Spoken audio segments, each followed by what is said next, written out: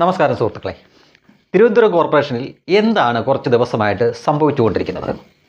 അവിടെ ഇടതുപക്ഷ കൗൺസിലർമാർ 29 പേരുണ്ട്.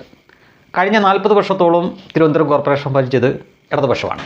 അപ്പോൾ സ്വാഭാവികമായിട്ടും അവരെന്തെങ്കിലും അഴിമതിയൊക്കെ ചെയ്തിട്ടുണ്ടെങ്കിൽ ഇപ്പോൾ ഭരിക്കുന്ന BJPക്ക് വി രാജേഷിനൊക്കെ അത് കണ്ടെത്താനും അവർക്കെതിരെ നടപടിയെടുക്കാനും പറ്റും. അത്തരം ചില നീക്കങ്ങളുമായിട്ട് അവർ മുന്നോട്ട് പോകുന്നുണ്ട്. പാളയം മാർക്കറ്റിലൊക്കെ നടത്തിക്കൊണ്ടിരുന്ന ഉടായ്പൊക്കെ കണ്ടുപിടിച്ചു, അതൊക്കെ പരിഹരിച്ചുകൊണ്ടിരിക്കുകയാണ്.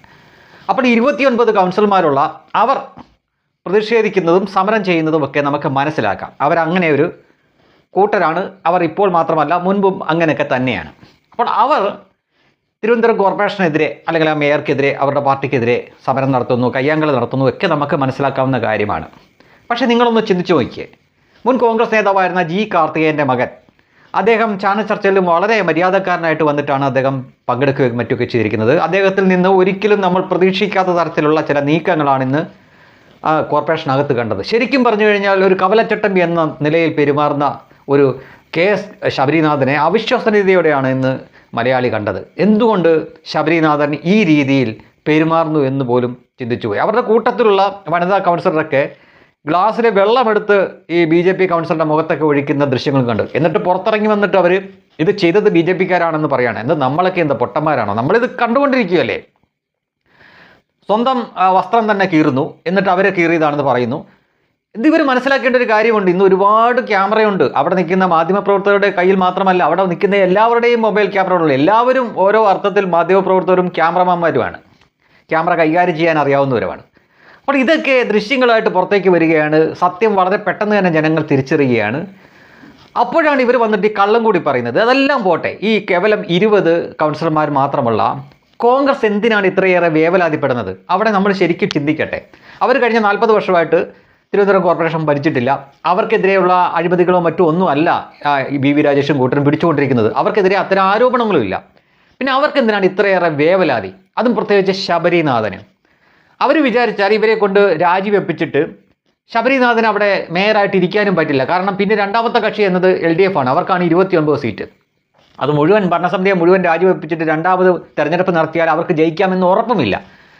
എന്നിട്ടും എന്തിനാണ് ശബരിനാഥൻ ഇത്രയും കോലാഹലങ്ങൾ കാണിക്കുന്നത്? അത് നമ്മൾ മലയാളികൾ ശരിക്കും ചിന്തിക്കേണ്ട കാര്യം തന്നെയാണ്.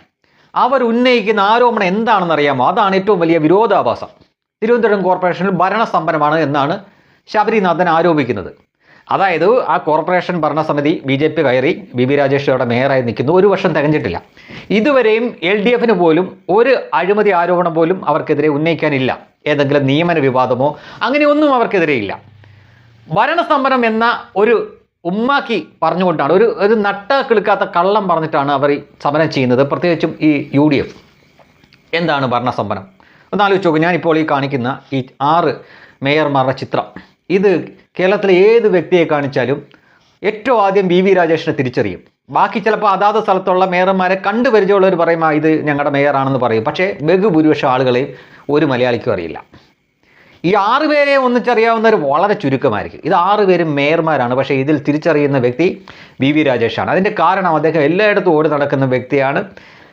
അദ്ദേഹം പ്രവർത്തകരുടെ ചോദ്യങ്ങൾക്ക് മറുപടി പറയാറുണ്ട്. അവർ പോലും വളരെ ശാന്തമായിട്ടിരുന്ന് അദ്ദേഹത്തെ കേൾക്കാറുണ്ട്. അദ്ദേഹം വളരെ പ്രതിപക്ഷ ബഹുമാനത്തോടു കൂടി തന്നെ അവിടുത്തെ ഈ കോൺഗ്രസിൻ്റെ ആണെങ്കിലും സംഘടനാ പ്രവർത്തനങ്ങൾ അവർക്ക് കൊടി വെക്കാനും കൊടിമരം നാട്ടാനും അവർക്ക് പ്രവർത്തിക്കാനും ഒക്കെ സ്വാതന്ത്ര്യം അവിടെ കൊടുത്തിട്ടുണ്ട്. കഴിഞ്ഞ 40 വർഷം ഇതൊന്നും ഇല്ലാതിരുന്നു. ഇങ്ങനൊരു സംഭവം ഇല്ലായിരുന്നു. അതായത് LDF ഭരിച്ചുകൊണ്ടിരിക്കുമ്പോൾ കോൺഗ്രസ് സംഘടനകൾക്ക് അവിടെ പ്രവർത്തിക്കാനുള്ള സ്വാതന്ത്ര്യമില്ലായിരുന്നു. അതുപോലും അനുവദിച്ചു കൊടുത്ത ആളാണ്. അത് അനുവദിച്ചു കൊടുക്കേണ്ട കാര്യമൊന്നുമില്ല. അത് ജനാധിപത്യ മര്യാദയാണ്. അപ്പോൾ അങ്ങനെ പോലും നിന്ന് പ്രതിപക്ഷ ബഹുമാനത്തോടെ നിന്ന് പോകുന്നൊരു വ്യക്തിയാണ് അദ്ദേഹം. അപ്പോൾ അദ്ദേഹത്തിനെതിരെ ഭരണസ്തംഭനം എന്നത് പച്ചക്കള്ളമാണ്. അപ്പോൾ ആ ഒരു കാരണം പറഞ്ഞിട്ടാണ് ശബരിനാഥനും കൂട്ടരും ഇപ്പോൾ അവിടെ സമരം ചെയ്യുന്നത്. എന്നിട്ട് ഇന്ന് നമുക്കാർക്കും വിശ്വസിക്കാൻ പോലും പറ്റാത്ത രീതിയിലുള്ള ഒരു ശബരിനാഥനെ അവിടെ കാണുകയും ചെയ്തു. അപ്പോഴാണ് ഒരു സാധാരണ മലയാളി എന്ന നിലയിൽ ഏതൊരാൾക്കും ഉണ്ടാകുന്ന ഒരു സംശയം, ഒരു പക്ഷേ നിങ്ങൾ ചിന്തിച്ചു കാണില്ല, പക്ഷെ ഞാൻ തന്നെ പറയാം. ശബരിനാഥൻ എന്തിനാണ് ഇത്രയും വെപ്രാളപ്പെടുന്നത്? അതിൻ്റെ കാരണം കോർപ്പറേഷൻ പരിധിയിൽ അദ്ദേഹത്തിൻ്റെ ഭാര്യ കഴിഞ്ഞ 10 വർഷത്തിനിടയ്ക്ക് പല വകുപ്പിൻ്റെ മേധാവിയായിട്ടിരുന്നിട്ടുണ്ട്. IAS കാരിയാണ് ദിവ്യ SIR. സ്മാർട്ട് സിറ്റിയുടെ ചുമതലയുണ്ടായിരുന്നു. പിന്നീട് നമുക്കറിയാം വിഴിഞ്ഞം തുറമുഖത്തിൻ്റെയൊക്കെ ചുമതലയുണ്ടായിരുന്നു. ആ സമയങ്ങളിൽ എന്തോ ഒരു സ്ഥലത്തിൻ്റെ പ്രശ്നമായിട്ട്, സ്ഥലം പതിച്ചു കൊടുത്തതിൻ്റെ പ്രശ്നമായിട്ട് ഇവർക്കെതിരെ ചില ആരോപണം ഉണ്ടായിരുന്നു. പിന്നീട് ആരോപണമൊക്കെ എങ്ങനെയൊക്കെയോ മുങ്ങിപ്പോയി. അപ്പോൾ ഇത്തരം എന്തെങ്കിലും വിഷയത്തിൽ നിയമവിരുദ്ധമായിട്ട് കോർപ്പറേഷൻ പരിധിയിൽ ഇവരെന്തെങ്കിലും ചെയ്തു വെച്ചിട്ടുണ്ടോ, ഇനി അതിലേക്ക് മേയർ എത്തുമോ, അങ്ങനെ ആ പ്രശ്നം വഷളാകാനുള്ള സാധ്യതയുണ്ടോ എങ്കിൽ അതിന് തടയിടാൻ വേണ്ടിയിട്ടാണോ ഇത്രയും വെപ്രാളപ്പെട്ട് ഈ KS ശബരീനാഥൻ ഇതൊക്കെ കാണിച്ചു കൂട്ടുന്നത് എന്നൊരു സംശയമാണ്. ഇതൊരു ആരോപണമല്ല. അങ്ങനെ സംശയിക്കാൻ മലയാളിയെ പ്രേരിപ്പിക്കുന്ന തരത്തിലാണ് KS ശബരീനാഥ് എന്ന മുൻ കോൺഗ്രസിൻ്റെ വലിയ നേതാവായിരുന്ന G കാർത്തികേയൻ്റെ മകൻ നമ്മൾ ആരും സങ്കല്പിക്കാത്ത രീതിയിൽ ഇത്തരത്തിൽ പെരുമാറുന്നത്. നോക്കുന്നത് അദ്ദേഹത്തിന് ചുറ്റും അദ്ദേഹത്തിൻ്റെ പാർട്ടിയിലെ വനിതാ കൗൺസിലർമാരും മറ്റുമൊക്കെ ഉണ്ട്.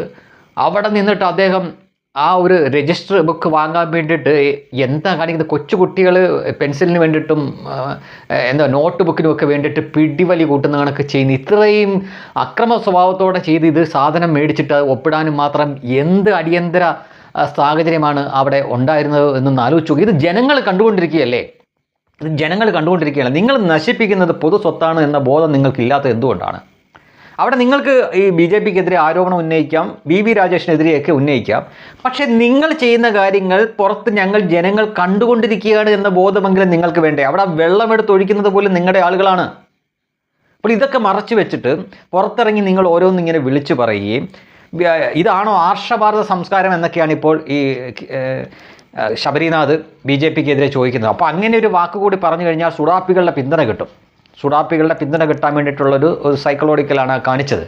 അപ്പോൾ ഇത്തരം ഉഡായിപ്പൊക്കെ കാണിക്കുമ്പോൾ നിങ്ങളുടെ ഉള്ളിലുള്ള, നിങ്ങൾ യഥാർത്ഥത്തിൽ ഭയക്കുന്നത് എന്താണ് എന്ന് ജനങ്ങൾ ചിന്തിച്ചു തുടങ്ങും. അപ്പോൾ ഇങ്ങനെ ചില കാര്യങ്ങൾ അവിടെ നടന്നിട്ടുണ്ടെങ്കിൽ, അതായത് ദിവ്യ എസ് അയ്യർ അവർ പല വകുപ്പിൻ്റെ തലപ്പത്തിരിക്കുന്ന സമയത്ത് അന്ന് ഭരിച്ചുകൊണ്ടിരുന്ന ഇടതുപക്ഷത്തിന് വേണ്ടിയിട്ട് എന്തെങ്കിലും വഴിവിട്ട് ചെയ്തിട്ടുണ്ടെങ്കിൽ അതിലേക്ക് BJP കോർപ്പറേഷൻ മേയർ അതിലേക്ക് എത്തിയാൽ അത് വലിയ പ്രശ്നമാകും. അത് രണ്ട് പാർട്ടിക്കാർക്കും പ്രശ്നമാകും. അപ്പോൾ അതിന് തടയിടാൻ വേണ്ടിയിട്ടാണോ നമ്മളാരും പ്രതീക്ഷിക്കാത്ത തരത്തിൽ പോലും ശബരീനാഥൻ ഇതുപോലെ പെരുമാറുന്നത് എന്ന് ഏതെങ്കിലും ഒരു മലയാളി സംശയിച്ചാൽ തെറ്റ് പറയാനാവില്ല എന്ന് മാത്രമേ പറയുന്നുള്ളൂ. നമ്മളൊക്കെ അരിയാഹാരം കഴിക്കുന്നവരാണ്. ചിന്തിച്ചു നോക്കുക, എന്തിനാണ് കമ്മ്യൂണിസ്റ്റുകാരായിട്ടുള്ള കൗൺസിലർമാർ പോലും ചെയ്യാത്ത തരത്തിലുള്ള കയ്യാങ്കളിയിലേക്ക് കോൺഗ്രസും KS ശബരീനാഥനും പോയത് എന്ന് നമ്മൾ ചിന്തിക്കൂ. അപ്പോൾ ഏതാണ്ട് ഞാൻ പറഞ്ഞ പോയിന്റിലേക്ക് തന്നെ നിങ്ങൾക്ക് എത്തേണ്ടി വരും.